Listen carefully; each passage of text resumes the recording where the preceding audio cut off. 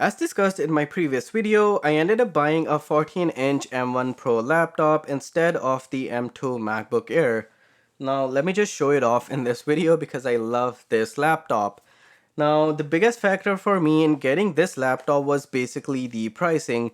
Here in Canada, the M2 MacBook Air starts at $1,500, which in the words of Flossie Carter is too goddamn high. Now, especially when you consider the fact that that is for the base model with just 8 GB of RAM and 256 GB of storage. Personally, I think in 2022 it should be a crime selling a laptop with just 256 GB of storage, but this is Apple and they can get away with anything. Nonetheless, if you are like me and you're planning to use your MacBook for video editing or other intensive tasks, I highly recommend upgrading it to 16 GB of RAM as well as upgrading it to 512 GB of storage. And that easily bumps the price of the M2 MacBook Air here in Canada to $2,000. And mind you, that's $2,000 before taxes, which here in Ontario are 13%. So a solid spec M2 MacBook Air here in Ontario, Canada will cost you $2,300.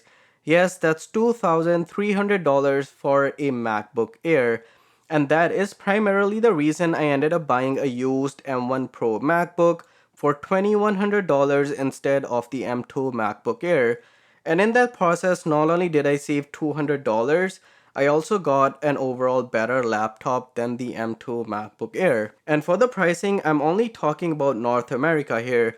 In other countries, it might make even more sense to get a used laptop because the M2 MacBook Air is just ridiculously high in its pricing. The other day, I was watching a YouTube video about the performance of the M2 chip, and I read a comment from someone in Europe who said that if you get a solid spec M2 MacBook Air in his country, which I'm not sure which it was, but that will cost you the same amount of money as the 14-inch M1 Pro laptop. So yeah, it makes more sense to get the M1 Pro laptop instead of the M2 MacBook Air. And if $2,000 is still a high amount of money to spend on a laptop, which actually it is, I still recommend getting the M1 MacBook Air, which is still a solid laptop for its pricing. If you get a solidly spec'd M1 MacBook Air from other retailers where there might be a price difference or a decrease from Apple, you can still save $300 to $400 on that laptop. And $300 to $400 is still a big amount of money to save on a laptop. And yeah, that's it for this video, guys. Let me know what you think about the pricing of the M2 MacBook Air, if it's too high, if it's justified, and what do you think about me buying the used M1 Pro laptop, or if you want to buy the M1 MacBook Air. And yeah, be sure to subscribe to the channel if you like this video, and I'll see you guys in the next one.